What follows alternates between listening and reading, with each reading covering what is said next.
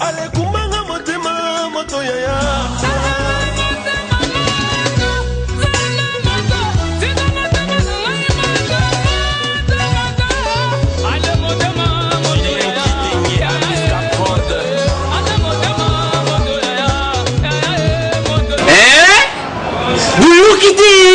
Vuguyoka kaka.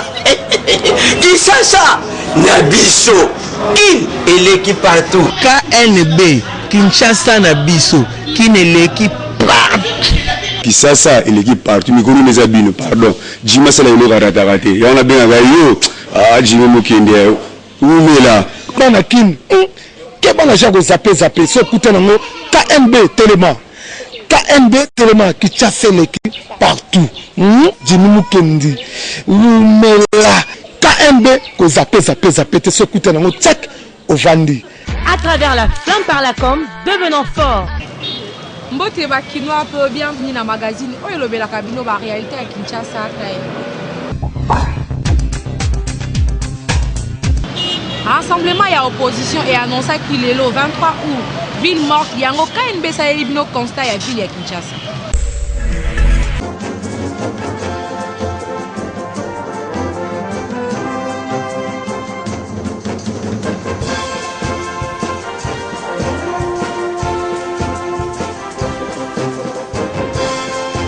Le 23 août 2016, la journée Oyo, rassemblement et opposition annonça qui journée ville morte. Pour le rassemblement, journée ville morte, wana ezala qui moyen ya ko récuser Edem Kodjo Oyo azali facilitateur au dialogue pe ko contester contre les travaux préparatoires ya dialogue. Caméra ya KNB ekitaki sur terrain ndeti na avenir à Sosa na marché bayaka. Quelques vendeurs bayaki me ba magasin mingi pe ezalaki ya kokangama. Croisement avenue Force na Sosa station service o ezalaka wana ezalaki pe na nguma makasi. Niki mponza ba vendeur ya ba pièces de rechange mingi bafungolaki ba maison te bazalaki kaka libanda. Na rond-point Victoire nguma ya makasi pe ezalaki te ndenge to mesana komona nguma na place Victoire. Na rond-point Willery, quelques personnes bazalaki me ya mingi ndenge rond-point Willery et mesana kozala. Image nyonso wana magazine KNB esalaki yango entre 9h30 na 11h. Na avenue commerce ba magasin mususu ezalaki ya kofongoma mususu pe ya kokangama nyonso wana kaka na avant midi. Il faudra qu'on retenir malgré journée ville morte wana me ba travaux préparatoires et bandi lelo na hôtel Béatrice. Bande konabiso ya rassemblement bon meka ko revoir ba décision na bino bo fanda autour d'une table parce que peuple a besoin ya komona bino bo fanda bo solo la pona intérêt ya mboka. Kaka ndenge zalaki annoncé par un facilitateur Edem Kodjo début ya ba travaux préparatoires ya dialogue et bandi lelo bozo ba détail élément.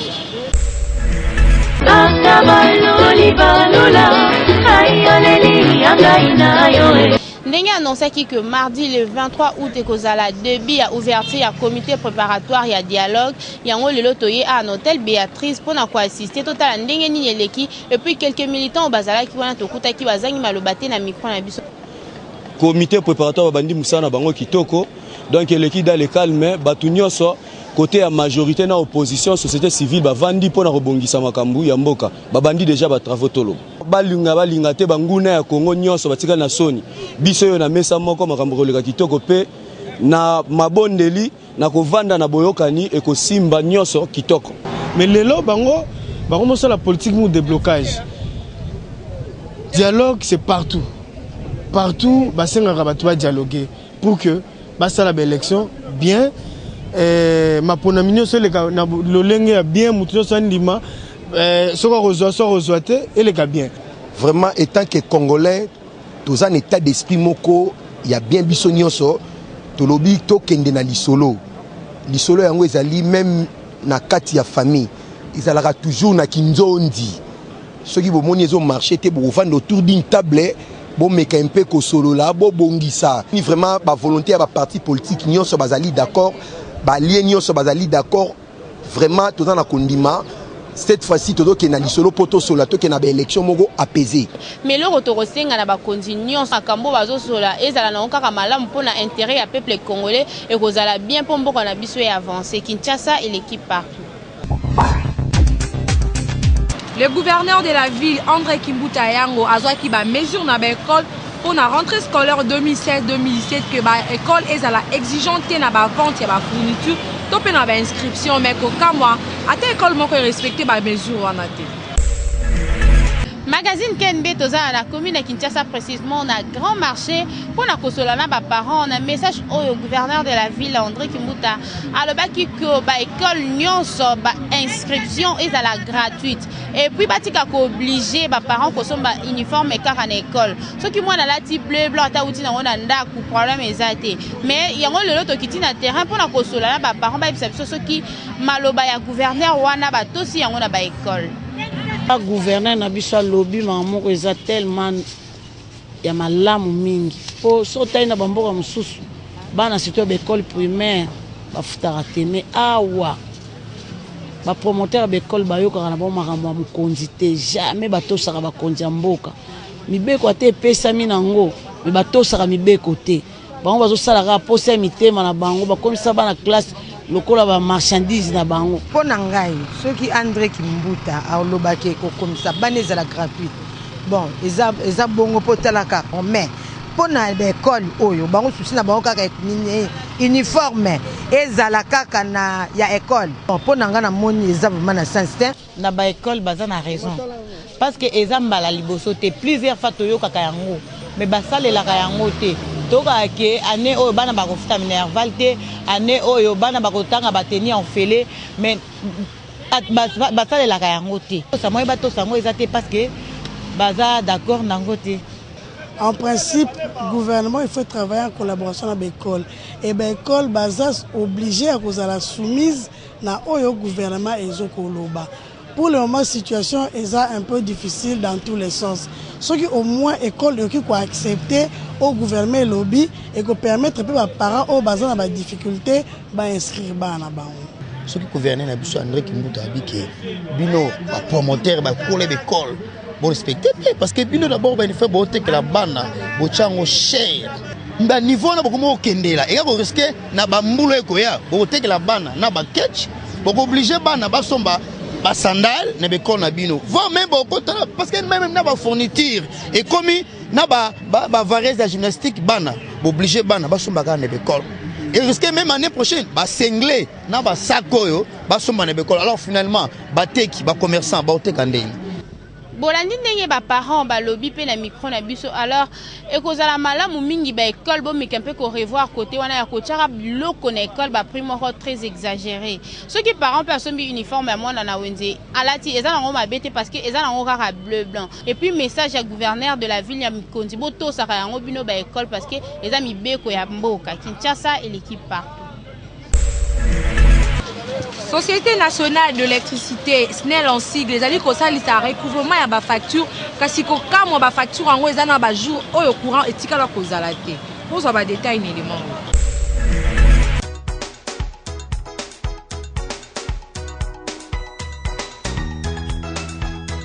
Magazine KNB toza na commune ya Kinshasa précisément na avenue Itaga pour na osola na ba kinamba ebisa biso soki bayambi message oyo ndenge nini oyo SNEL a lancé ya recouvrement forcé na ville province ya Kinshasa.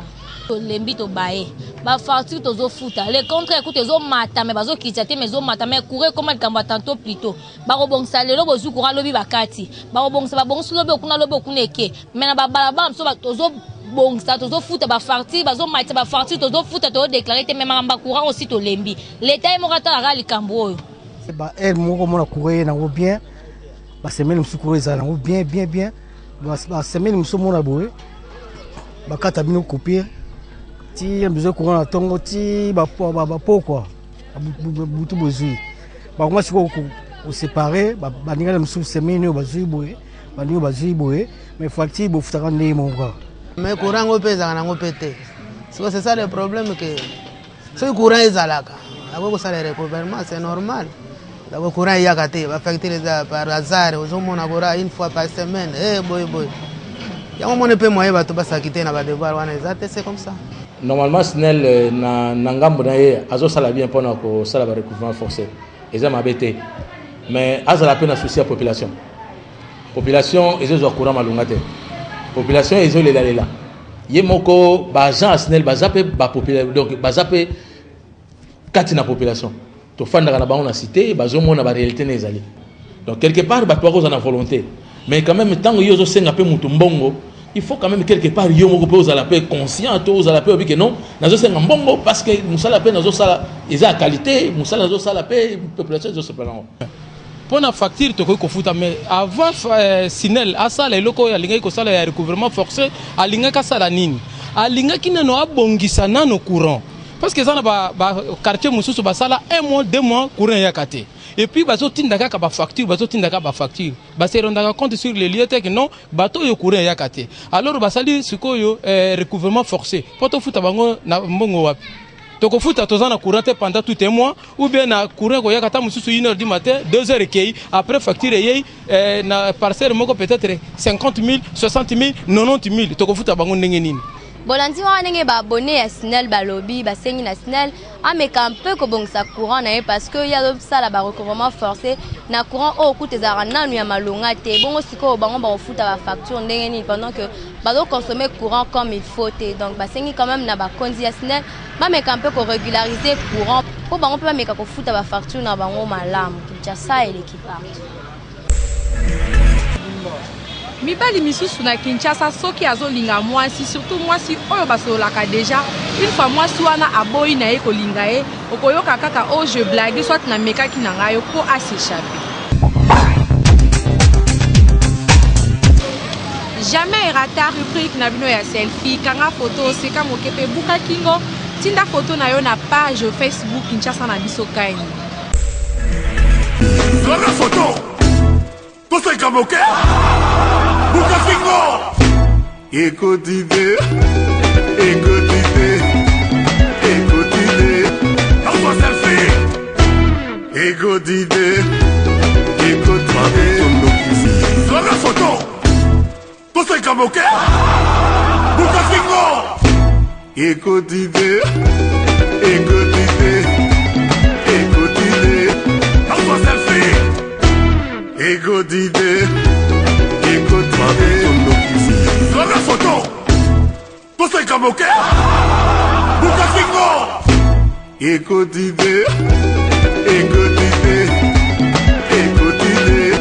Dans selfie Écoutez Zona photo Toseka moke Bukafingo Écoutez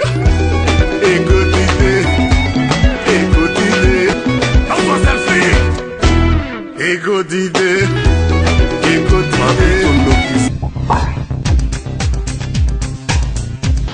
semaine passée tu remarqué que perturbation ya carburant na ba station d'essence yango KNB proposé bino ba détail.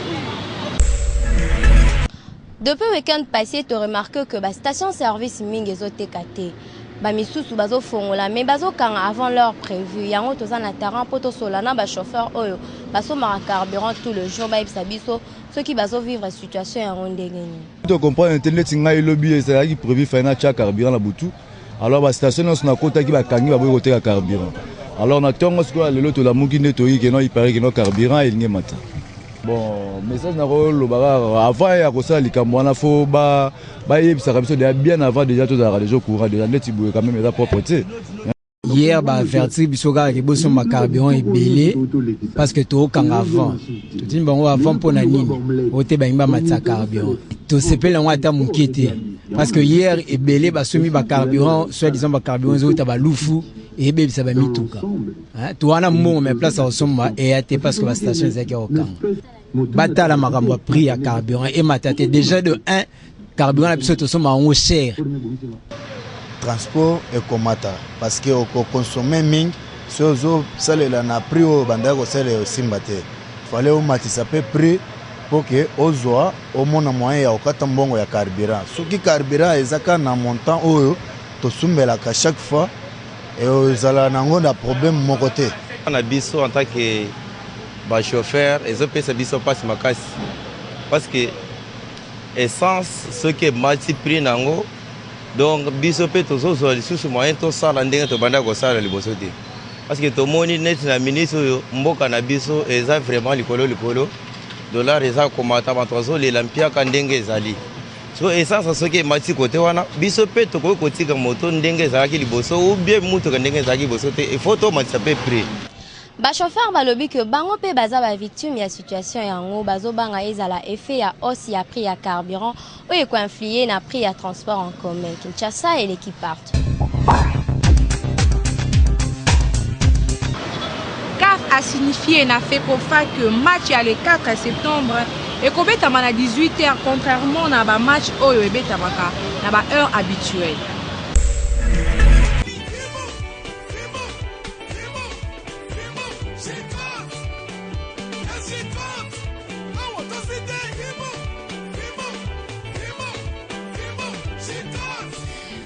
Kinshasa l'équipe partout, magazine Kenbe Toza kaka na commune ya Bandal pour na kosolana ba kinoa concernant match oyo ka fêté le 4 septembre na stade de Martyrs. Ceux qui ba trouver en ndenge nini parce que ba kinoa mingi ba so déclarer ba so le ba kinoa na stade de Martyrs mwinde ya malonga ezarate et puis insécurité. On tongi toyeba to tout na bango ceux qui ba trouver en ndenge nini pour na organisation ya match ko betama le 4 septembre. Normalement ba match à CAF et betama à 18h. La compétence c'est un stade né ba match comment on betama ba 15h. Mais to senga na fédération na biso à sa disposition ba meka ko bongisa d'éclairage public ba nini wana nyo surtout na sécurité vraiment pour les ala bien match les kama état normal. Normalement pour na ngai vraiment na yebi que tous un stade amené na mboka stade des Martyrs. Sauf que tous un match le 4 septembre. Wa mabe onga na omona na mboka eza na match à Butu. Match à Butu ba joueur na biso mingi baza ba mesa na match à Butu te. Les deux stades de Martyrs ngane na ebela pona kenda stade de Martyrs ba minda nyoso te pelaka. Ba minda msusu kufa nango ba to kanga stade 2 ans passé par fungola ngo. Mais ndenge ba fungola ngo wana to kenda ba stade mois za match na mwa Butu momo na mwa quelques mois des pela na ebité. Est-ce que ba joueur ba mona na très bien. Ya mi balé match à Butu. Sécurité tout autour à stade douana na ndenga mabete na Butu insécurité zalaka na bazamba na ebité so bino bomona ngo donc pona ngai esenga fo bakonza mboka mingi ne na général Kanyama yene mtasimbi sécurité ville à Kinshasa aye ba pena jour ngo vraiment do aye ba nini ba ko sécuriser pona biso non ba supporter na ebi que les stades de Martyrs fongamaka depuis 1994 tabano kende stade tabano kota pe ba match à Butu seri wana sécurité ezaka nanu bien sikoyo na ndinga lelo soki otali bien na Martyrs tout aux alentours à Martyrs ba chèque batondi pona ngai naza contre eloko wana parce que eza ko créer insécurité wana il faut ba rassurer population que sécurité ya makasi ezali mais sécurité soki eza pendant le match. Mais après match ba conséquence et kozala ndenge nini abi pona ngai na sepelité ndenge ba match na Butu ba tia match na Moi esili ba nyonso bazongi na banda kuna bango po kuluna ekomi makasi mikolo ba côté kuna basagana kate pona ngai je suis contre eloko wana. Bolandi wana ndenge bakino ba pesi ba point de vue na bango concernant match wana ekobetama na Butu le 4 septembre.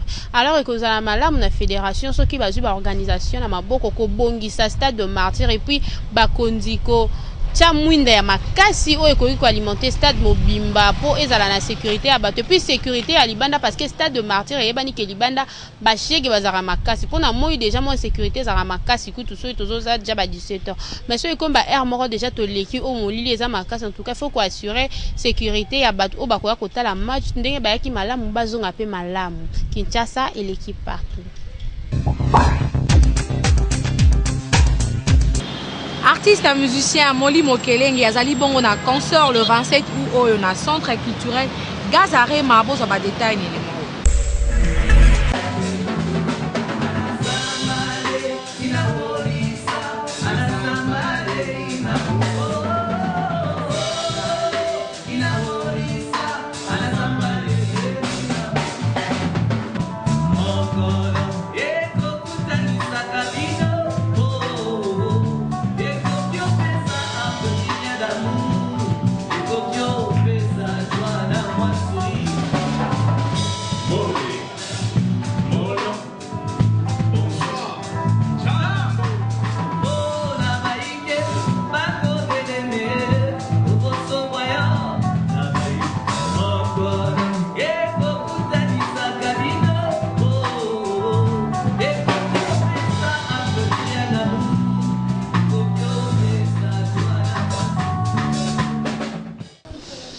Kinshasa, l'équipe partout, magazine Nabino Tozawa na commune ya Kasavubu, précisément na avenue d'Ibaya, na centre culturel Gezare, na esika artiste musicien Moli a répétaka.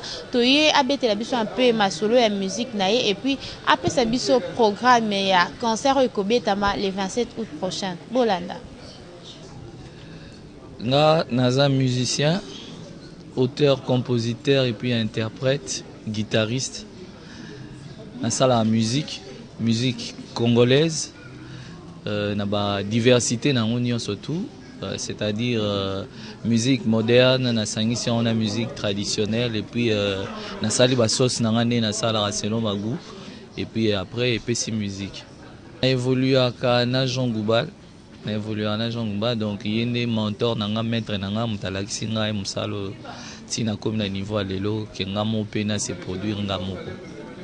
Style ya musique na benga molitude mais on est plus scientifique mais ceux bat ba zongo terre à terre ba benga nga yele na yele donc musique na ngeza vraiment ya yele na yele c'est-à-dire les ali assemblage ya ba musique ebele ya ba contre belé parce que lelo monde eza maboko na biso eza souté ndenge za ikala donc naza na musique congolaise naza na musique traditionnelle congolaise et puis naza na musique à monde donc né na on naviguer ndepe na okumbela makamu nanga donc na musique nangeza lisanga ya ba musique wana nyonso tout programme ya liboso to ana ngo eza ya le 27 août oyoyo to beta concert na Gezarena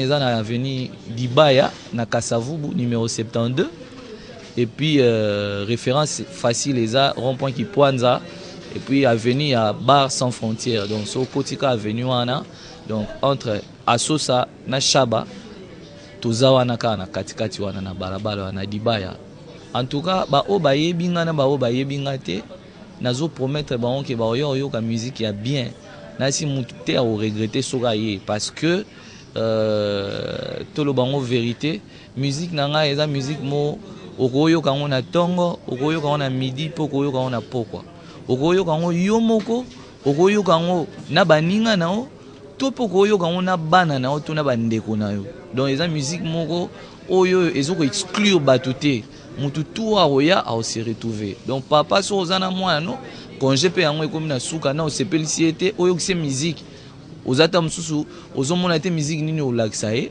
yaka omonisa ye musique ya moli omonaki mwana a se retrouver et puis papa a se retrouver mutu mota oza gêné moi yo kake ngana oyemba ye moi papa abalole longi po ayoki soni tamsu makambo na bimicité mutu ta oza gêné en tout cas pour na magazine KNB ya Jimmy Mukendi na équipe na mobimba donc liloba ya loba eza vraiment nzembo pe kutu na sala donc on a lobara melesi na bino nyonso pona manso bosala pona ngai donc merci na ndeko Jimmy merci na équipe ya KNB mobimba pona ndenge bosalisi biso sango ekomela batu nyonso tu ya Congo batu nyonso tu ya Congo donc soko zana problème oza soki na pasi toza makanisi kilikili yaka osepela soki pe oza pe na posa kosepela yaka pe okosepela lisusu koleka donc musique na ngai yango wana quoi. Bolandi artiste musicien Moli ndenge abeti masolo ya musique naye et puis na programme a pesi le 27 août na 19h de heure concert eko banda en tout cas boye belé pona koka musique ya kitoko bino bat bolingara bonne musique boya na centre culturel Gezare na pona ko sepelisa matoyi pe bantoto na bino Kinshasa et l'équipe partout.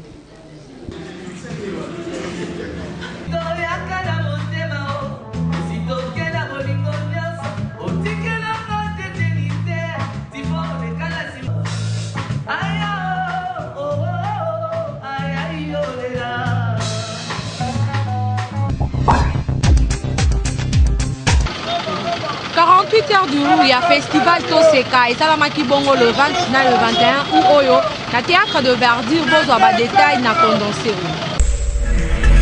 Kinshasa et l'équipe partout de rédaction à KNB pour assister au festival Toseka Made in Congo 4e édition en 48 heures du Roux pour la chaque année, Dombasi na Yale, après ça, il y a rendez-vous à Awa.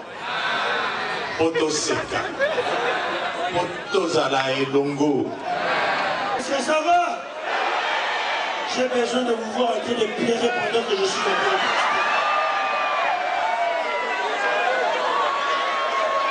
J'ai besoin de vous voir en train de tomber là. Alors, moi j'adore la musique congolaise.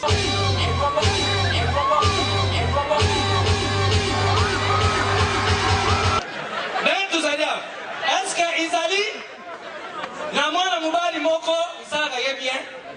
Soki chéri na yaza ubenga ye bébé na ngai. Ya yuka ka bien. Azali aba? So azali tomba loboko. 1, 2, 3, 4, 5. Mibali ya bazoba. Oibi, bébé va na yene. Bébé bakosa ka yena babombo na babiskuit. Yuta uninga babinga yo bébé. Tangeleza ubenga yo bébé ationa lipeka ningisi yo bébé na ngai wa uzwi pongi atikali kusundula yo ya siminzira ha tanga kuuta ayen siso lokoti yo bébé na lipeke okoswa sanga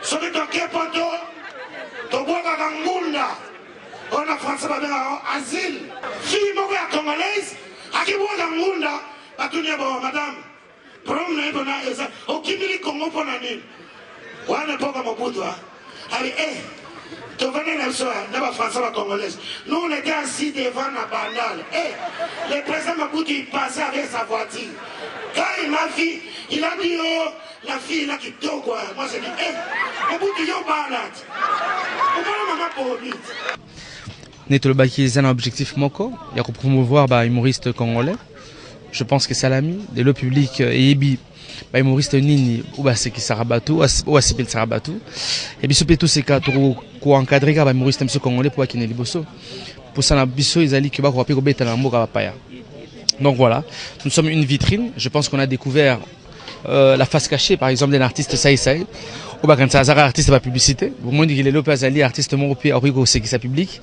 Donc voilà quoi, donc nous allons continuer de la sorte. L'année prochaine, au Salato c'est international. Artiste star namino ningaka. Na osenga pe na presse pour accompagner biso, ba sponsor pour accompagner biso. Na l'état congolais pour état la biso lelo to c'est kaza le plus grand événement culturel à Mboka. Bolandi on a ndengeni festival to c'est ka medi 48 heures durée le kebanaki du 20 au 21 le lundi des la journée à Souka, botika toujours connecté branché na magazine na bino KNB Kinshasa et l'équipe partout. Merci de l'attention, un peu fidélité au Boakorda qui dit au magazine dans le commune à Souka, Pebobo Sanate Kinshasa et l'équipe partout.